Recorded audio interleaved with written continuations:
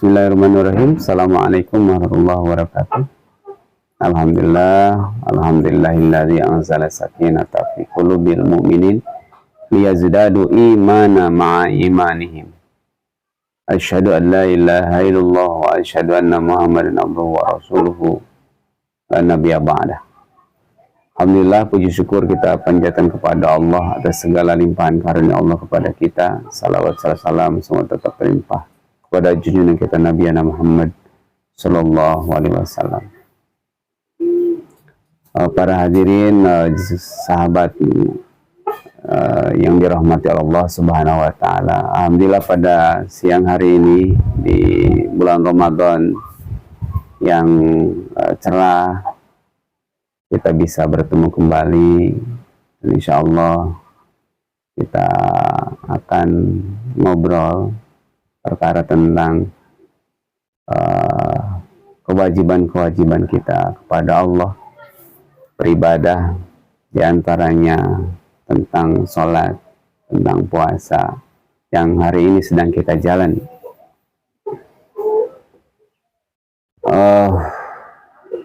Dalam Al-Quran di bulan Ramadan ini Allah menjelaskan tentang keutamaan bulan Ramadan. Salah satu keutamaannya adalah Syahrul Ramadan alladzi unzila fihi al-Qur'an hudan lin-nasi wa bayyinatin minal huda wal furqan. Bahwa di bulan Ramadan ini Allah turunkan Al-Quran. Allah berikan Al-Quran sebagai hudan, sebagai penjelasan, dan sebagai pembeda.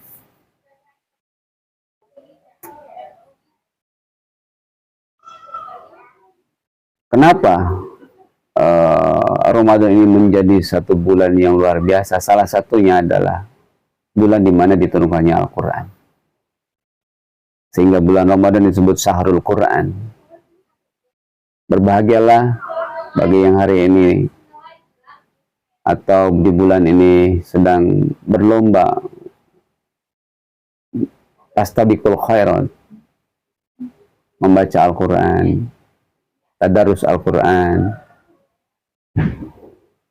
memahami Al-Quran, bahkan mengamalkan Al-Quran.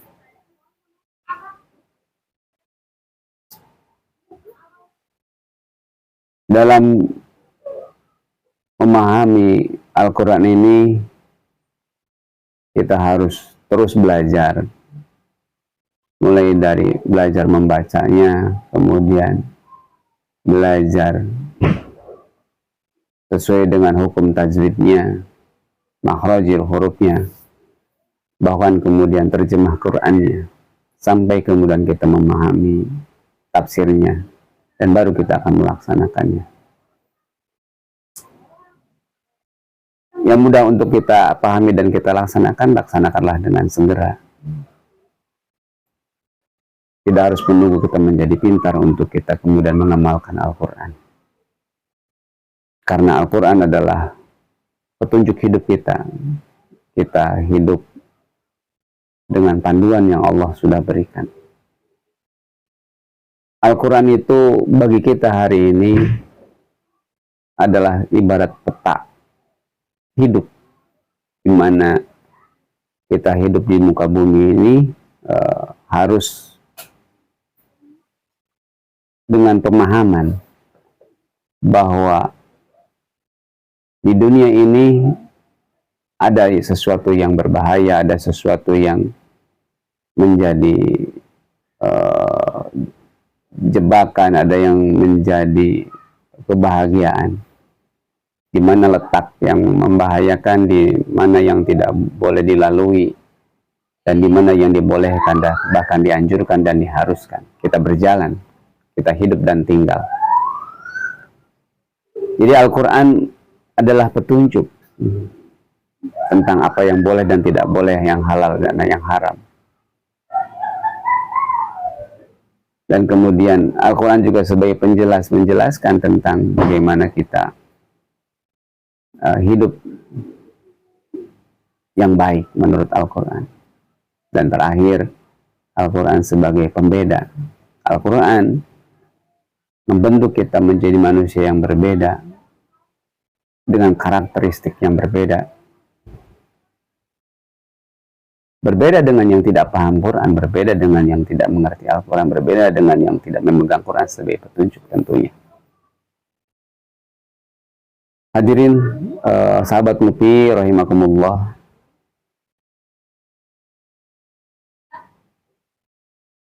Kita diperintahkan oleh Allah dalam Al-Quran untuk sholat. Kita diperintahkan oleh Allah untuk puasa. Kenapa demikian? Sesungguhnya perintah Allah tentang kewajiban kita sholat, perintah Allah tentang kewajiban kita untuk berpuasa, seolah-olah itu menjadi beban bagi kita. Tapi sesungguhnya Allah lah yang paling mengerti tentang kebutuhan kita. Di balik perintah wajibnya kita sholat, sesungguhnya itu karena Allah sangat mengerti tentang kebutuhan kita. Pada hakikatnya Allah tidak butuh sholat kita, Allah tidak pernah butuh puasa kita. Karena puasa dan sholat adalah sesungguhnya adalah kebutuhan kita sendiri. Dan karena betul-betul itu adalah kebutuhan kita, maka sampai-sampai Allah mewajibkan sholat dan puasa bagi kita semua.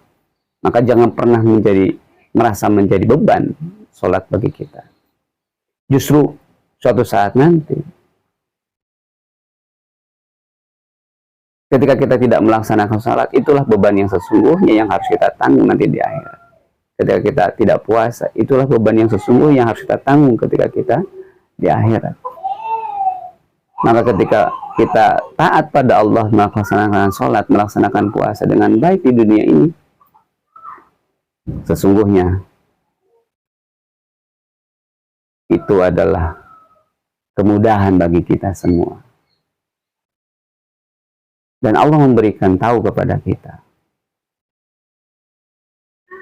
Memberikan, bahkan bukan memberikan tahu saja, tapi juga memberikan kabar gembira bagi orang-orang yang sholat, bagi orang-orang yang puasa.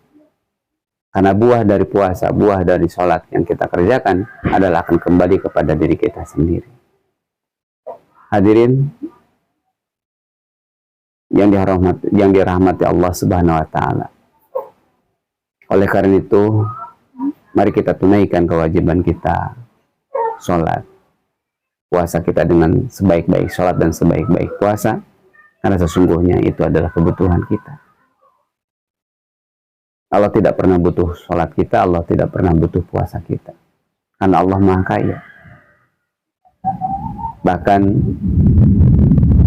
termasuk zakat juga adalah kebutuhan kita, dan karena Allah tidak pernah butuh zakat kita.